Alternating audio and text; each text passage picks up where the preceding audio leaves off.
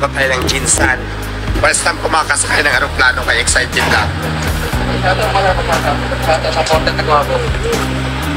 Shout out daw sa portal.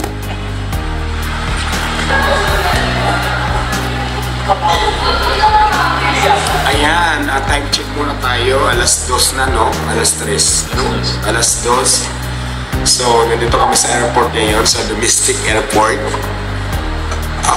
Kape muna kasi ang flight namin is 4:30 pa. 4:30 pa, madam, no? Oh, so, waiting muna. Kape-kape muna tayo. Medyo inantok pa. Papunta ako ng Jinsan. So, first time ko sasakay ng aeroplano. So, excited na ako. So, magkakape muna kami. Ito palang kape dito sa airport. Ito palang kape dito sa airport. So, may kapehan dito. Inanto kasi ako dahil di makulang pa sa tulog. Ang aga ko nagising. Kape muna kami ng Ramadan. Ayan, habang naghintay ng flight, gala-gala man tayo sa airport. Ang dami palang tao dito, parang baklaran.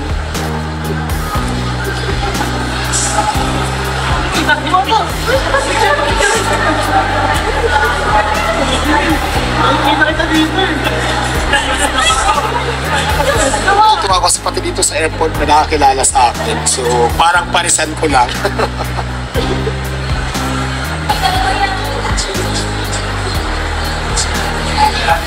Ayan pati mga guard nagpa-picture din. Saan na ba tayo? Dito pa rin tayo sa ano. Sa loob pa rin ng airport to. Ang dami-daming tao. Grabe, bita nyo. Madaling araw pa lang ha, alas 2 pa lang. Alas 2 pasado, mga 2:30. Ang daming tao pala dito, parang baklaran lang talaga. Ang airport pala, kasi first time ko dito makagani-ganito. Parang baklaran pala, ang dami ng tao. So ayan na nga guys, naglalakad na ako, papunta na kami doon sa aeroplano na kung saan sasakay na kami. Kasama ko si Ma'am Bim at saka si Alvin. So, ayan. May tumawag sa ate. So, mamaya excited na ako na makasakay sa aeroplano dahil first time magta-travel ako ng ganito kalayo at saka sasakay ng aeroplano syempre. So, ito na. Forward po tayo. Sa aeroplano na ako.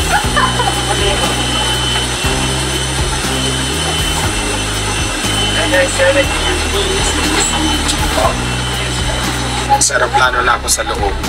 Parang bus. Nakakatakot, kinakabahan ako.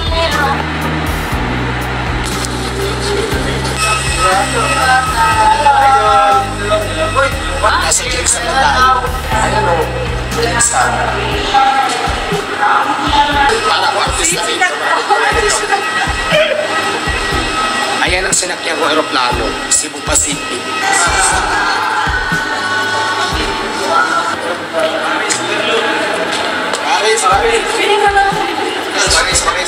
Paris. Ayan o.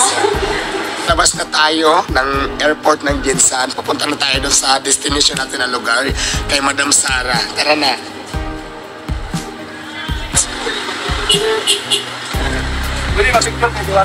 Hello. Welcome sa Jinsan. Salamat po. Marami ako dito sa bahay mo. Gusto ka na pala ng bahay. Ay, naku.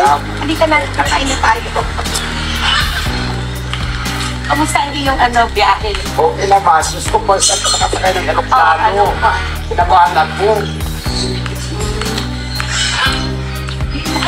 Madaming pasahero. Puno, super dami. Sila yung mga naman. So, picture. Ito ako na siya. Yun po. Halika. Kakain tayo. Ang ganda mo pala ng bahay. Anong oras kayo? Maaga pala kayo, no? 12? 12 kami umalis sa Paris Atas. Nagtambay kami sa airport kasi diba alas 5 na kami nakalis doon eh. Halika. At least nakadating ka. Hindi ka makapaniwala yung mga nagdating ka. Sabi ko hindi pinawagan ko yun. College day kasi namin yun. So, sabi ko, di ba, nagpa-picture tayo, nag-trending yun. Hindi ko alam, kasi wala naman ako mga Facebook, wala ako. Nag-trending yun kasi dami nag-share, dami pumuri na sa'yo kasi binigyan mo ako ng pera nung unang natin. nag-trending yun kasi in-upload ko din yung video ko sa'yo. Oo. In-upload ko sa YouTube. Ang daming aso pala. Ngayon, Ma'am, nakita ka namin kay Diwata, Mama, magpa-picture din kami ba? Ang dami-dami na daan sa akin. Sabi ko, sige, college day. Ay, ginano ko, in-invite nga kita. Di ba, bigla. Tapos, yung mga estudyante, hindi nila alam na surprise. Hanggang kagabi, madaling araw, maraming tumatawag kay Rebecca na nag-text. Hindi sila makapaniwala. Nilagay ko kung pangalan mo. So ayan, for today's video, nandito kami sa sasakyan. Pupunta na kami sa eskwelahan sa Golden State College, kung saan doon ako magtuturo sa Golden State College dito sa General Santos City, kung saan tuturuan ko sila kung paano gumawa ng chicken, kung paano lutuin ang chicken joy, kung paano lutuin ang Diwata Paris Overload. Kaya handa na ba kayo? Let's go! Ayan, nandito na tayo sa school ng Golden State College sa General Santos City. Ayan na. Kasama ko siyempre si Madam Sarang, may-ari ng school na ito. Golden State. Bye po!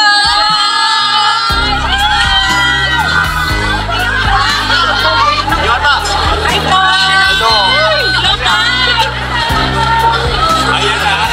Ayan na, nandito tayo sa General Santos City.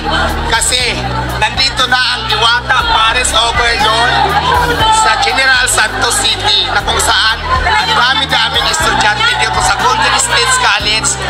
Ang gagawin natin dito kung bakit ako nandito sa school, magtuturo ako dito. Magtuturo ako gumawa ng Paris at magluto ng chicken joy. At syempre, papatikim natin sa kanila yung chicken joy natin at saka yung ating Paris Overload.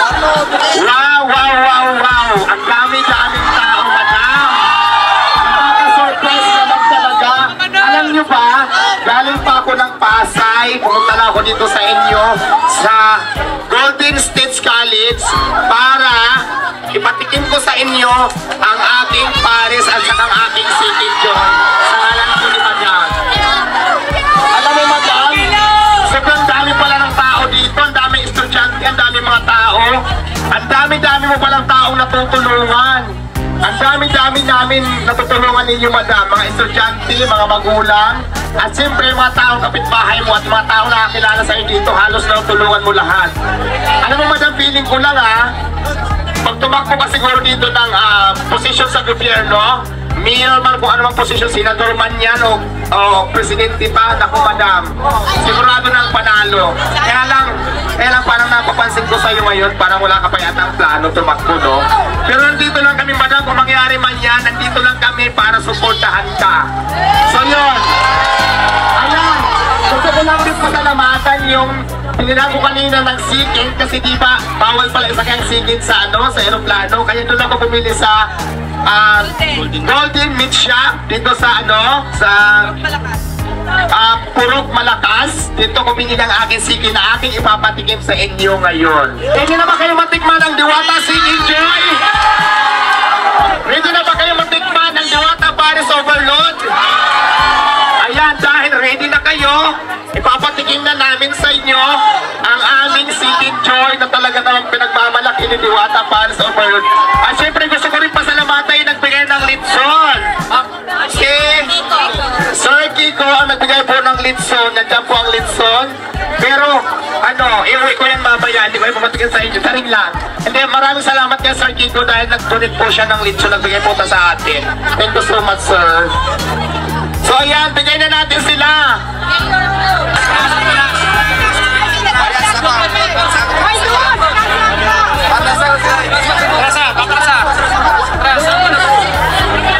Asa ka doon? Ay, asan yung pwede natin ito!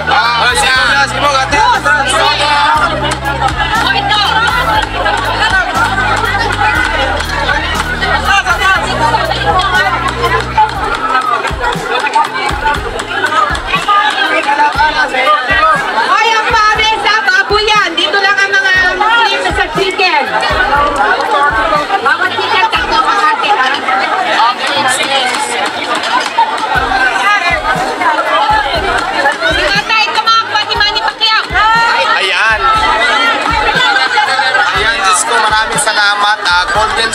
College dito sa General Santos City dahil nakating ako dito, naging bahagi ako ng yung programa. Sa alam po Madam Sarang, may-ari po mismo ng eskwela na ito.